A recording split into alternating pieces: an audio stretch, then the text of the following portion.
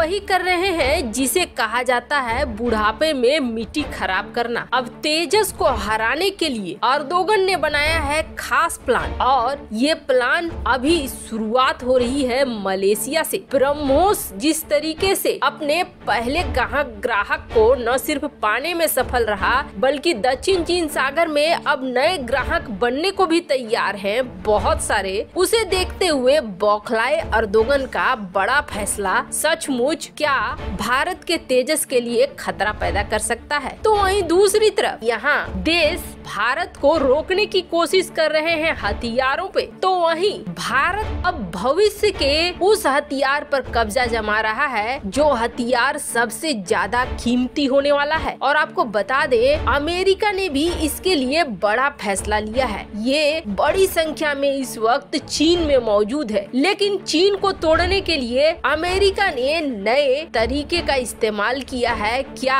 America इसी तरीके का इस्तेमाल भारत के लिए करेगा? वैसे आपको बता दे, भविष्य इस हथियार पर इतना ज्यादा निर्भर करता है कि भविष्य में कुछ भी नहीं चलेगा इस हथियार के बिना। जानेंगे क्या है मामला, इसके अलावा बहुत कुछ। आइए जानते हैं इन खबरों को विस्तार से। अभी आपने देखा कजाकिस्तान में जब थोड़ा सा हालात बिगड़ा, तब सबसे ज्यादा बौखलाया कौन था? सबसे ज्यादा बौखलाया था चीन। और चीन ने यहाँ तक ऑफर कर दिया कजाकिस्तान को, हमें बोलो, हम सेना उतारने को तैयार हैं, हम आपके लिए सेना उतारेंगे। और वो भी तब कह रहा था चीन जब रूस ने पहले से सेना उतार दिया था कजाकिस्तान में और स्थिति को कंट्रोल में ले रहा था। तो इसके पीछे बड़ी वजह क्या थी? बड़ी वजह है कजाकिस्तान का खनिज। और कजाकिस्तान के खनिज में कौन सा खनिज? कजाकिस्तान के पास तो बिल्कुल बहुमूल्य पदार्थ है, और वो है यूरेनियम और लिथियम। यूरेनियम जिससे बाद में जाकर संवर्धन करके परमाणु बम बनाया जाता है, और लिथियम जिससे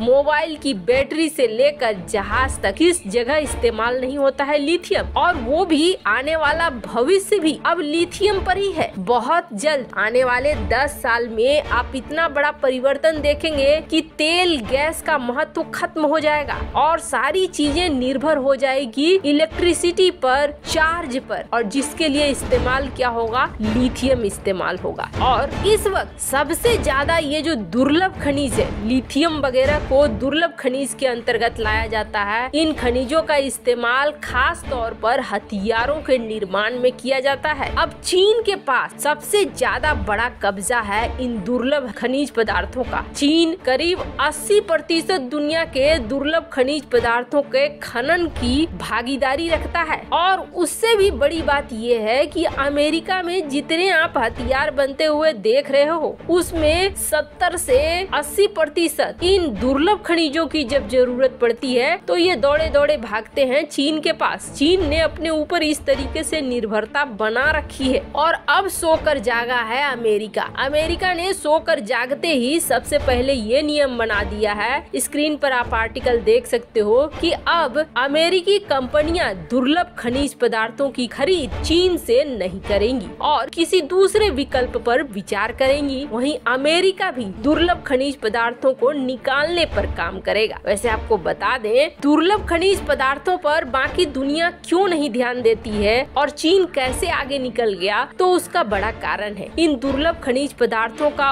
उत्खनन करना और फिर इसे प्रोडक्शन लायक बनाना बहुत रिस्की होता है। इसमें रेडिएशन से लेकर बहुत सारी ऐसी चीजें निकलती है जो काम करने वाले लोगों के लिए बिल्कुल भी सही नहीं है। और चीन तो ये मानता है नहीं। चीन न तो ऐसा कोई इन्वायरमेंट देता है जिसमें कि बहुत सुरक्षा के साथ खनिज पदार्थों को निकाला जाए, और न ही उसे मतलब है कि कौन लोग मारे जा रहे हैं, किसको कौन सी बीमारी हो रही है। चीन ज्यादातर ऐसे चीजों पे अपने कैदियों को लगा देता है, उइगर मुसलमानों को लगा देता है जो उत्खनन करे, निकाले और सस्ते दर पर उसे दुर्लभ खनिज पदार्थ मिल जाते हैं। अब भारत की बात करें तो भारत में भी खुद बहुत बड़ी संख्या में दुर्लभ खनिज पदार्थ हैं। ये जो अरुणाचल प्रदेश का इलाका है वहाँ तो भरे पड़े हैं। और ऐसे में जैसे ही भारत उत्खनन करने की तेजी लाता है, वैसे ही आप देखेंगे चीन बौखलाने लगता है और अरुणाचल का राग अलापना शुरू कर देता है। पहले तो इस इलाके में सरकार जाने से डरती कि कहीं अरुणाचल प्रदेश को लेकर चीन आक्रामक न हो जाए, पर अब 2014 के बाद चीजें बदल रही है और पहली बार भारत सरकार ने न न सिर्फ यहाँ एक चैनल स्थापित कर दिया है कि यहाँ से दुर्लभ खनिज पदार्थों को निकाले, बल्कि अब यहाँ पर पूरा एक प्रोडक्शन लाइन बना दिया गया है जहाँ से भारत लगातार उत्खनन कर रहा है। अब यही वजह है कि आप देखेंगे चीन आजकल बहुत ज्यादा चिल्ला रहा है अरुणाचल प्रदेश पर। रुकिए, भारत यहीं तक नहीं रुका है। भारत को भी बहुत से पता है कि आने वाला समय होने वाला है इन दुर्लभ खनिजों का, जिसमें से एक होगा लिथियम, जिसके बल पर पूरा हथियार मार्केट निर्भर करेगा। अब भारत अपने देश से बाहर निकलकर दूसरे देशों में भी एक्वायर कर रहा है लिथियम आयन को और कोबाल्ट माइंस को, और वो भी कहां? दक्षिण अमेरिका, ऑस्ट्रेलिया, इन जगहों पर। भारतीय कंपनियां अब इन जगहों पर जो पहले से कंपनियां हैं उसके साथ कांटेक्ट करके इनके उत्खनन का काम करेंगी। कहा जा रहा है कि भारत की माइंस मिनिस्ट्री ने एक जॉइंट वेंचर बनाया है, खानजी विदेश इंडिया, जिसे काबिल के नाम से जाना जाता है, और ये जॉइंट वेंचर ऑस्ट्रेलिया,